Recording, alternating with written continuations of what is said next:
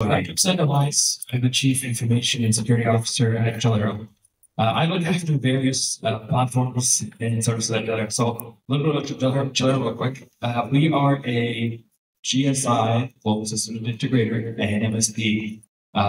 We predominantly operate in Canada and in Portugal and 14 other countries.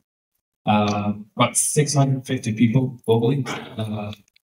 And so my organization, I spearhead automation, professional services, anything that's a technical platform. Essentially, is what I spearhead. I'm very security focused, so I think when I look at anything in the place of automation, I immediately drive toward security. So that's my only organization. And then just one quick question: how many employees does the organization have? Roughly 650 globally. Okay. And before we slide down for the next introduction, I just want to do a check with the AV. As we're recording this, would it be better if the panel stood over one seat? Yeah, it's okay. I think they're good. All right. I just want to make sure that everyone was split up well. Okay, great. Next up. Technical issues you can cover here. I'm John Snyder, NetFriends. We're a Durham-based MSP. Been in business since 1998, and we have about 40 folks. And we've been in the automation journey with various platforms and tools for many, many years. My role is your traditional EOS visionary, and so it's my job to try to project tons of optimism and confidence into the company. We can do this, we got this. And so I guess I'm the chief cheerleader. Okay. And I think most people in the audience know what EOS is. This is the Entrepreneurial Operating System. Could you just give a soundbite about that? What is it? A sound. Well, they're going to have to give me some sort of spin for permission for that. No, it is a framework and a set of terms and language in your organization that allows you to have really good and impactful meetings, getting feedback for anything that you do in your business that's kind of a regular thing. Helps you track metrics, helps you just iterate and improve your business in a variety of ways. For us, we've been on EOS ever since 2018, and it's been a really, really good platform for us. Fantastic. Matt, good to see you again. You're better than I'm on the panel, huh? Get something right. All right. So I'm Matt Rewst. Call myself the Chief Experience Officer of Tech Range IT. Just to find a better term for wearing all the hats. We're a dozen employees over in the Orlando, Florida area, so it's a couple hours over. So my job there is, we actually already do lunch shop too as well, so I'd like to Smith. I'm the visionary there, but just trying to do whatever we can to make the company better, to make the customers do better. And so with that, it's always fallen leading the automation, even though by no means am I all that technical. Got it. Excellent. Thank you each for your backgrounds. I'm going to ask, by now you guys know my routine. I'm going to ask a few questions. We'll get the room warmed up, and then we'll open up the room to questions. And I want to hear the questions because this is the final Q&A of the day. Although I bet Aaron will take some questions if you have any fun ones. Opening question. Was there a particular pain point that you were trying to address or solve with automation? And as you describe that, but let me just pause there. That's the question. Was there a particular pain point you wanted to solve with automation? Yeah, I can answer that first. So if you look at the way that we operate as scalability and how we operate in their business, we tend to throw people at problems, right? And that's what happens with a lot of our organizations. It's like we are essentially throwing people at problems. So the pain point for us was now I got a lot of people, a lot of lines of businesses that run. It's like we should be automating a lot of this. This should be automated. Humans make mistakes. The automation won't make a mistake as often as it's programmed well enough. But essentially, our main point was that, and automation. Sure. We had two pain points that happened in two different parts of our business. One pain point was in our SOC, where I think many of you know, especially many years ago, turned on all these tools and you're getting all these pressures from your customers to be super responsive and really understand what's going on. We just got flooded by alerts. And so we had to really look into SOAR products and try to figure out how to ingest and process all those logs. And then we had another pain point, which was everyone knows MSPs suck at sales, and my partner Neelish, he got HubSpot, and he had to figure out how to be the sales guy all by himself, doing all the follow-ups, doing all the rigorous things you have to do. And so he really leaned into the sales automation and kicked off a bunch of things with that. And so those were our two totally different domains in the company, and there's no overlap, no interaction between the two, but those were two very acute pain points. Ours was a little more typical, I think, and it's still talked about is that we got introduced in Aaron, the team 3.5 years ago, I guess, and we had clients that were fortunate enough to be growing just after COVID. And the onboarding and then the offboarding was just killing us. The amount of time we were spending was just really, I had 2 full-time techs on it. Mm-hmm. And so that was our huge gain point that we like it was worth every hour we put into it to try to get it fixed. Okay, all right. Let's treat this like mini case studies. And what I mean by that is that I want to spend a little bit of time with each one of you now, dedicated, and walk me through. You mentioned the pain point. I want to talk a little bit about, okay, you identify the pain point. How do you begin to now formulate a potential plan, formulate a potential budget, and begin to address that? And I'm going to mix it up. I'm going to go up and down. So, John, let's do a mini case study with you. So do you want to start with the security side, or do you want to start with HubSpot? Do you mind if I skip and talk about Rewst? Yeah. Because those were early journeys, and they weren't my journey. Okay. So the pain point that came up with Rewst was we were at Right of Boom, saw Aaron's talk. We're like, wow, okay, this is a thing. And hadn't really thought of an automation product, and I got excited. What year was this roughly? It was 2023. Okay. So I got super excited, and I couldn't get anyone else excited. No one else. I mean, well, Joel, our COO, he got excited. We really struggled with a vision conflict within the team because it felt like if we implement this new tool, Rewst, all the other little PowerShell scripts and other things that we were doing, they were all going to lose. And they were like, well, we're going in a direction here. It feels like you don't want to believe in what I've built. You want to get the next shiny thing. Right. I've never heard of Rewst. Why?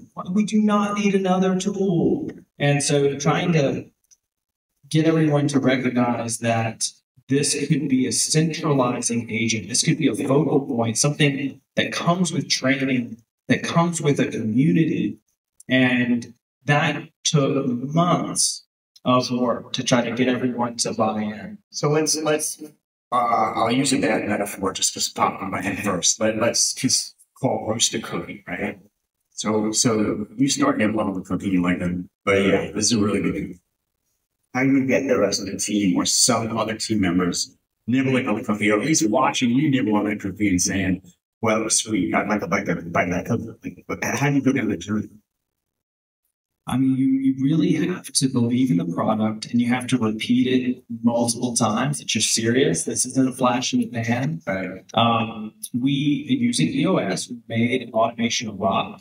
We formed a team. We put a charter together, a real statement about what it is that we were talking about with automation and why it's going to make a difference here.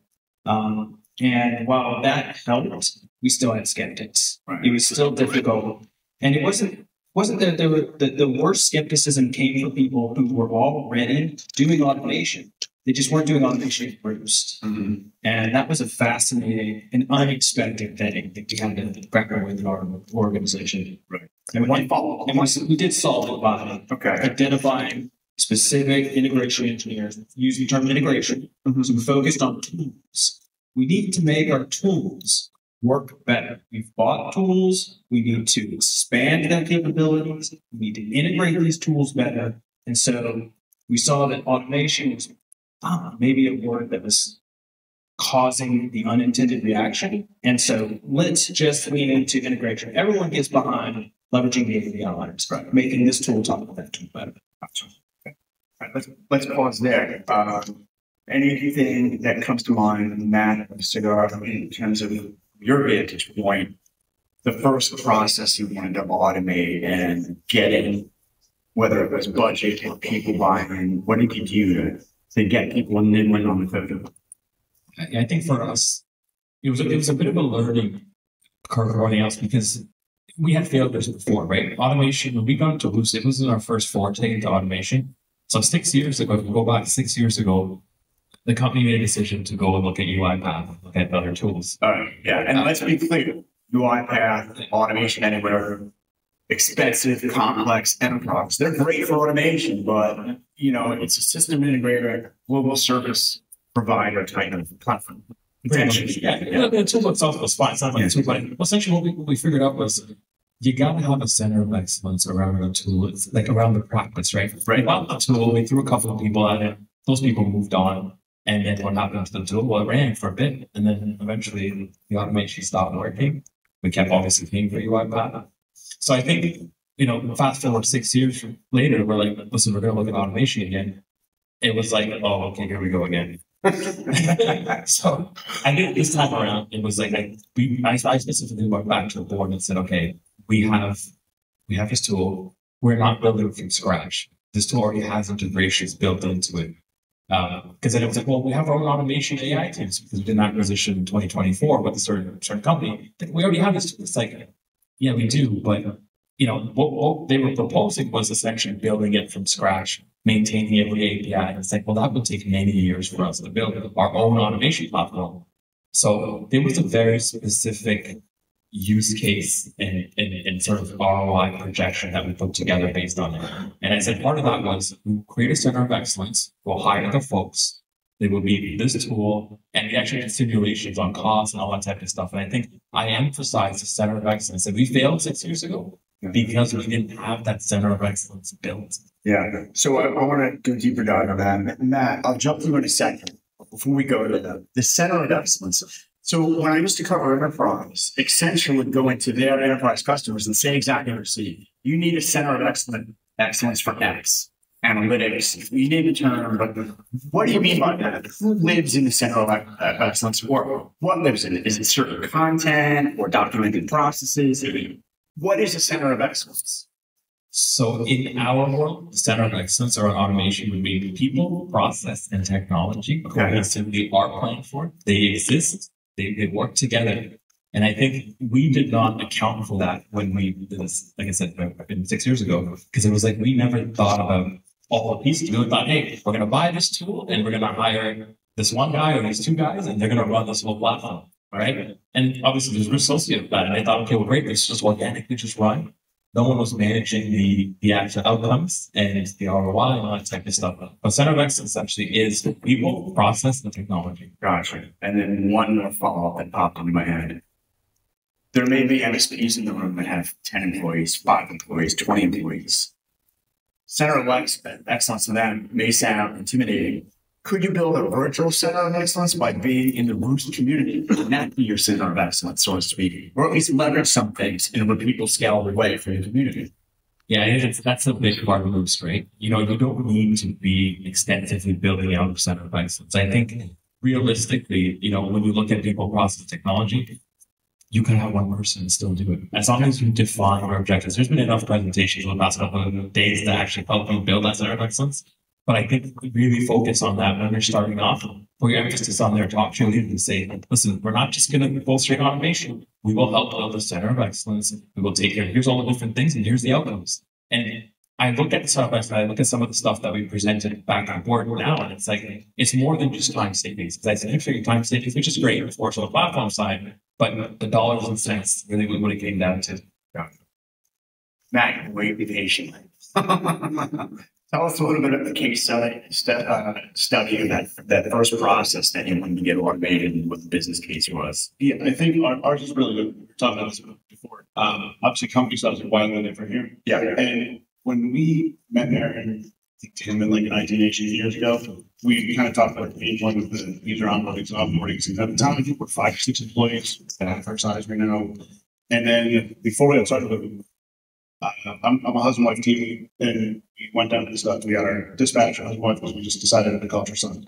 So I went through the process when whoever's in Aaron's team started was on user onboarding took a while, and I took all the time I needed, even though I was kind of running every aspect of the business.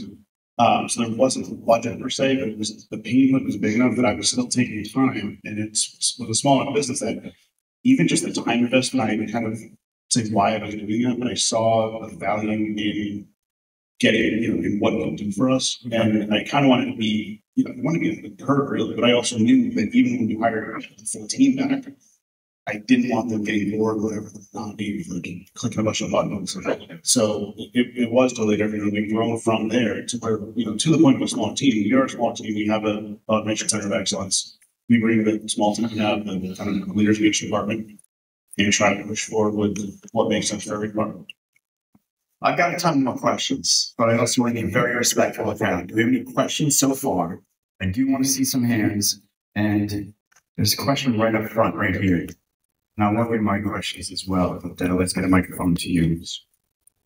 If we can get your first name and just where you're based and how many employees roughly. Yeah, my name is Jack Purcell. I'm the Director of Automation for Reddick Innovation Technology. We're a 20-person MSP operating out of Dallas, Texas.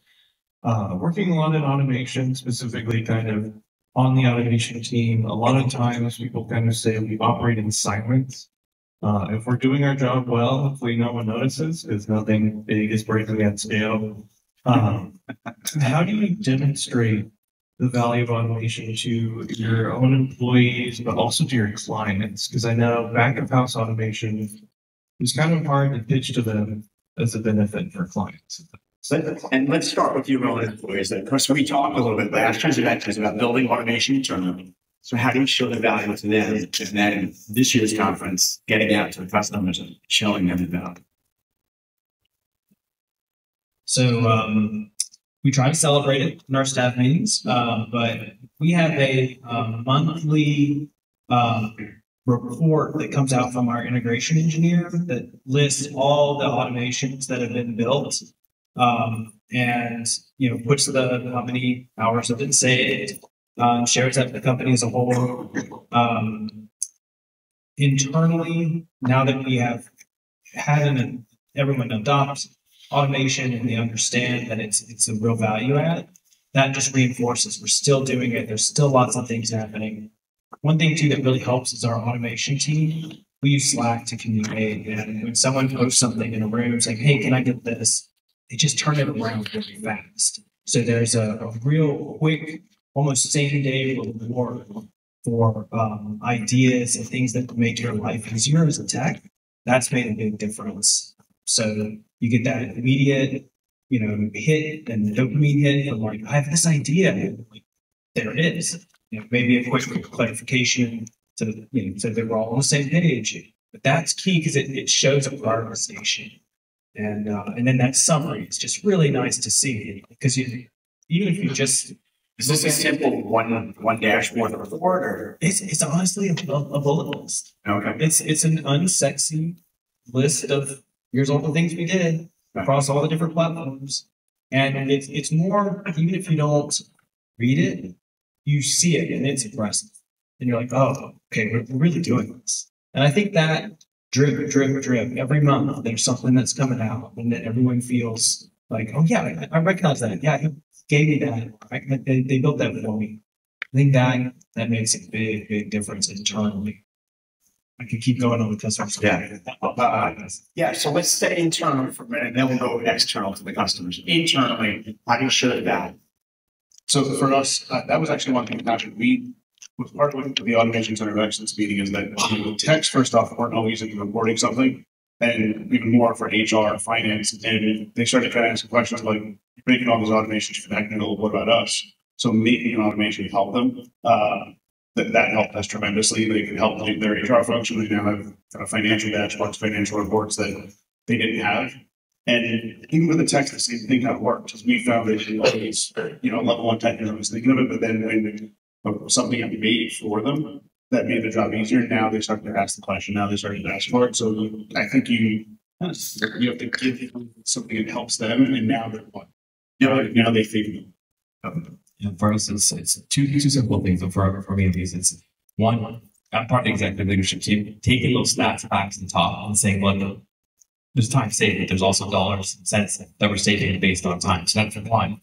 The second one, after Kelvin covered this in the previous session here, like have your automation engineers actually be part of the process. Let them bring the opportunities. Let them be. I always told, the people that join the team, the automation team, that half your job is a business job, right? And the other half of your job is technical. And let them buy into the ideas. If you are the one that's coming up with the ideas, speaking to other leaders, platform teams, or whatever else in the organization, saying, hey, look, I discovered this. And you buy into it, you believe it, you'll do much better, get better results out of it. So I think those two things definitely help them. Gary Peak during his presentation this morning, he really spoke about an MSP or a virtual CIO goes out and interviews the customer. It's not about your tech stack. It's about your business strategy. About your growth strategy. And it's always a long list of business questions. Do you discover? Do you want your automation team going around department to department, HR, finance? Tell me about your daily activities and where are the manual tasks, things like that. Or not really. You really want the departments telling the automation team, I just got the hair bill here, can you automate? So an easy way to answer that is, I think the automation roadmap should be obviously done by someone that leads the automation for sure. But those actual conversations and the requirements and everything else, I believe the engineer needs to buy in, come up with their ideas of how to do it, how to actually, because you could technically in your automation roadmap say that this is how we're going to execute on it. And you go back to MVP, middle viable project, which Manny talked about. It's one of those things where come up with MVPs for each piece of your roadmap, right? Don't just go in and say we're going to automate this into it. And it's going to take 3 months. Like, well, 3 months is a lot. Plus, you're taking vacation. There's another month gone there. You're not going to get this into production anytime soon. Right. Matt, you're going to say something once we okay. So I wanted to transition to showing value to the customer. The KPIs, we're doing quarterly business reviews, or some steps you're taking to show the value of automation to the customer. I mean, being honest, we aren't doing anything over yet. Definitely been inspired by conversations here. We've mostly been just thinking about continuing to build out our customer portal and add more easy buttons to it. That's been, I think, the best way to surface it where it matters to customers. And so I can see us starting to report more on the portal usage and highlighting, playing it up. I loved one of the earlier presenters. That was amazing seeing how they were really trying to use natural language to start prompting. Like, hey, you could have gone to the portal and used our automation to do this. So I can definitely see us starting to be a little overt about this. We talk about a lot of things in our TBRs with our customers, so we'll have to figure out what are we going to not talk about when we add this in, because it is already a crowded menu. Yeah. But I think it's worth it. I think this is something we do need to surface and start talking about. Other thoughts on sort of the customer ROI or what you may do in that area? So since we don't really do anything directly, but we have customers that are more and more, they're curious, they're hearing about the product they use that has some sort of automation. So I do talk about what we do internally, and some of our customers are like, well, could you help us with this? So we're trying to figure that out. So I think, we're not ready to do a launch, but I think it's a value, to what Gary Peak said, to I think what a lot of the conversations have. I think that is where they're going to come to us, or customers are going to come to us with a lot of this stuff. And if we can kind of understand it for them, it's an opportunity to keep them more sticky. It's an opportunity to make some more money and gain some experience. So I think it's something we plan to do. We just aren't quite there. Excellent. Other questions? Come on, folks. No one gets out of here alive without questions. All right, I have a follow-up question. Cigar, you haven't mentioned, sorry for feedback. You had mentioned, your company was on UI path years ago, right? And I think there was an explosive moment up in the enterprise, in a good way. ServiceNow, for instance, was originally known as like an IT service management platform. And then they expanded into workflow automation across basically every department, HR, finance, and the list goes on. Do you see a similar explosion potentially happening in the automation area in SMB across every department over time? Not tomorrow, but over time. Yeah, I think over time, absolutely. I'm a little biased, obviously, we use ServiceNow as well. But it's one of those things where, that never scaled down that well. It still doesn't. Yeah. So when we have a top enterprise clients, we put on ServiceNow essentially. But I generally feel that it hasn't been able to scale down. It's scaling up, okay, but scaling down to SMB is not as easy. No, It's not easy. No. And it costs a ton of cash, UiPath. And what we got out of it, I mean, we look at Rewst today and look at how we're leveraging it. I mean, the ROI numbers are off the charts. Very, very good. Gotcha. What about priorities? We're in June right now. Where are you taking automation next? What are some of the next steps that you prioritize for 2025? Customer portal, Customer portal, yeah. Self-service, self-service. All right. What are some of the first tasks you would like to automate in that customer world, where the customer can just come in and take care of the service themselves? I would like to start promoting various things because we have really been into CIS security frameworks, and I would love if we can promote people coming in and kind of self-auditing, just double checking that our user lists, our device lists are accurate.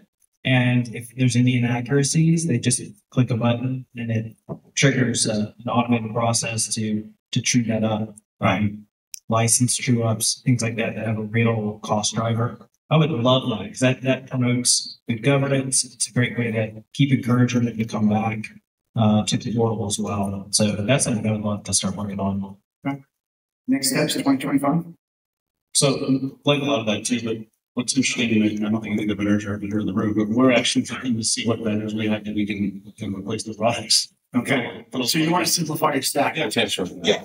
Some of them aren't even that expensive. It's just more, it's another tool switch, it's another this. Right. So we're looking at some of that as well, though. That we're literally in the process. Yeah. Show of hands. I mean, this has been a theme that a lot of people have mentioned to be one-on-one private. I see automations away. Potentially getting rid of products in my stack and just doing automation. Is that something the room is starting to see? Is that something certain folks in the room have already done? Yeah.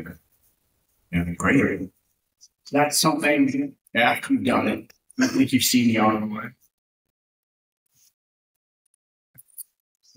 So the next door, maybe the arms are way on now. I think simplification of stack we continue to be a big theme. AI, I purposely didn't want to turn this into an AI, but on the other hand, I think it is an important conversation. Aaron did a wonderful job yesterday talking about sort of automation and then plugging in an AI brain to automation.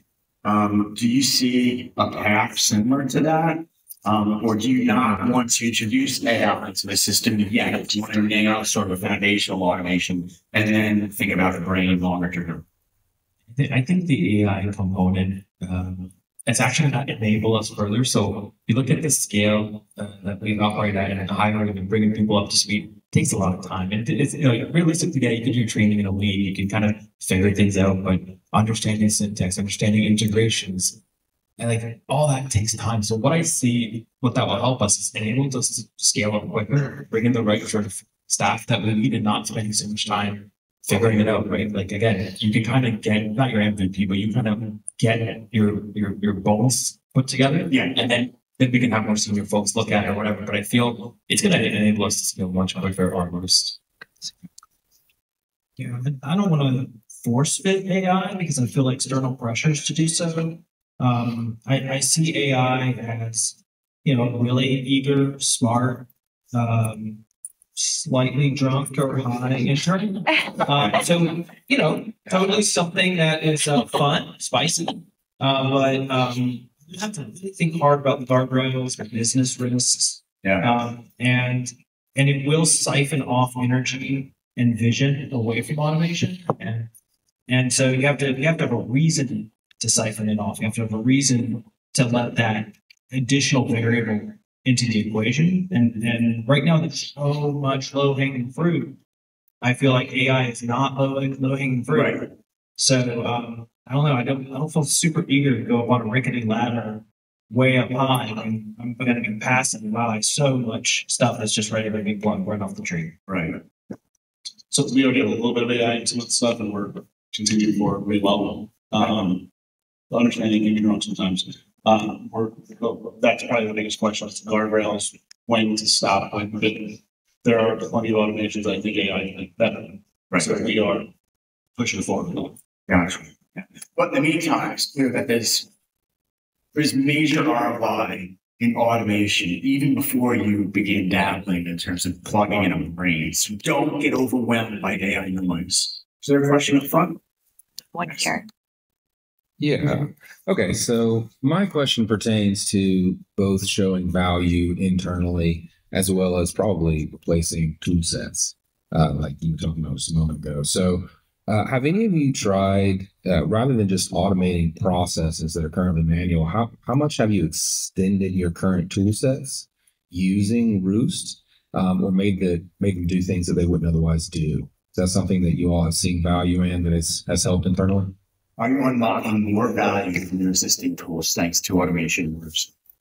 Yeah, I think for sure, because we've got some features in our PSA that really wouldn't be possible. And what it does, and Rewst is allowing us to do that. So it's not quite a wrapper, but it's just things within the ticket that allows us to do things that it doesn't do yet. And I think in general, yeah, we're pulling things out of the tools that aren't otherwise available. So we are absolutely. Anyone else thoughts on that one? Yeah. Yeah. Hi there. Yeah. Yeah, sir. Go for it. We can hear. Okay. So my name is Trevor. I am a junior. Sure. Let's see if they It's not on. Definitely. Hello. Is this better? Okay. Yep. Hi there. So my name is Trevor. I'm a junior software engineer at a MSP of about 40 to 50 people up in Newtown, Connecticut. I was wondering, I think this was touched on a little bit before. Maybe this is more of a question for Cigar. But in terms of your automation journey, I was wondering at what point during it did you kind of realize that you can start using automation as a service? And if you ever reached that point in your journey, kind of how you balance, creating internally used automations versus putting time to, reaching out to customers, see if there's something that they can do with the automation that you're creating. Yeah, it's interesting you asked that question. So one thing that I didn't want to get out of flow this year was understanding customer level automation, which I call it after when I do automation as a service, right? Your mother would be proud. So I remember, so one of the challenges that we have, right? And especially when you look at the certain verticals that we have customers in, healthcare, financial, and banks. It's like, to do customer level automation, governance, risk, and compliance, especially in Europe, it's like that's 50% of my time is just going to that. So that's been very apprehensive, very apprehensive to start getting into customer level automations without actually having okay, does it fit within your ISO 27001 software type 2, which we are certified for? But I think that's been the barrier, to be honest with you, for us personally. But I do believe sometime this year or early next year, we will be deep into customer level automations. Me personally, we need to figure out how we can get past the governance, risk, and compliance part of it. Because I think once you take it to a customer, they have 1,000 questions, which again, valid. Where's my data going? What there's no problem with the automation component. I know our sales guys are great. They're going to sell it in the field. The customer's going to be gung-ho about it. But I feel when I get to the governance risk part, they all have, risk teams and whatnot. They would put the red flag and say, sorry, until you can explain yourself. Right. You're not gonna go with this. Yeah. Just want to add to that. When I think of customers and what's the easiest customer to bring automation to, it's the co-managed customer. It's the one where we are augmenting and working side by side in partnership with local IT. And that's the best. I mean, they speak your language. Whatever you're going to build, they're going to be able to validate and see and champion internally. They'll be your biggest advocate. So for us at NetFriends, probably about a quarter to a third of our customers we're in a co-managed situation with, and they're already our most profitable and our best customers on many levels because of that tight relationship. The person that we're working with really understands IT because they have to carry out IT internally. So that would be where I would focus if you're trying to think about how to bring automation to a customer. And yeah. Thank you. All right, any other questions? Okay, we have a question here, and then I will follow up with a closing question. Good? So, Jeff Detloff with Corsair, where I'm the head of the AI strategy. We're a 500-person PE-backed MSP. And we're hearing in the public from large companies saying we are replacing employees with technology, but then we hear lots of other people saying, no, we're not going to replace employees. This automation is just going to save us time. What's the reality with you? Are you tracking that? Are you thinking about it? What are your feelings? Yeah, I don't think automation replaces employees. I think automation actually is more of a retention strategy than anything. I think you have to question who, when someone says, I'm going to use automation to replace employees, I mean, that's probably someone who's got more pressure from their capital backers to try to cut costs and payrolls off and when they cut. So they're probably just messaging to their boss, hey, I heard that you need me to make this place more profitable. But for us, we do not see automation as eliminating any jobs or preventing us from hiring jobs. We see it hopefully unlocking more creativity, more ways to approach a customer in a meaningful way that makes them feel like they're getting their solutions with us. And so we can work on deeper and harder problems for them. So automation hopefully is taking away their day and allowing your best cycles, that caffeinated brain, really go out and do great work without distraction and having to circle back and go reset a password again, do a backup restore again. I'll add that the retention part isn't just a name, but it's also maybe you're not replacing an employee. Like if you have 20 employees, you want to go to 15, but if you have 20, maybe you stay at 20 for longer. You maybe those 20 maybe more. Because so that's the other thing I'm looking at. Yeah, and as a, I never want to say former journalist because I never closed the book fully on that.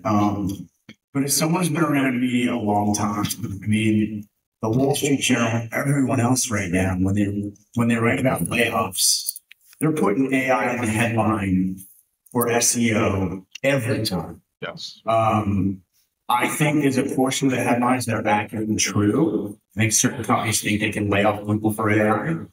I think there's a portion of the headlines where it's just please the shareholders, get the stock even higher. Just the latest headlines, Amazon CEO said we're going to have fewer employees because of AI. Microsoft's expecting to do layoffs. Microsoft and OpenAI may have a falling out. But don't let the headlines distract you from the opportunity here, which is get automated, and then Rewst will have an AI brain for you to plug in when the time is right for you. It, I think, would be my message.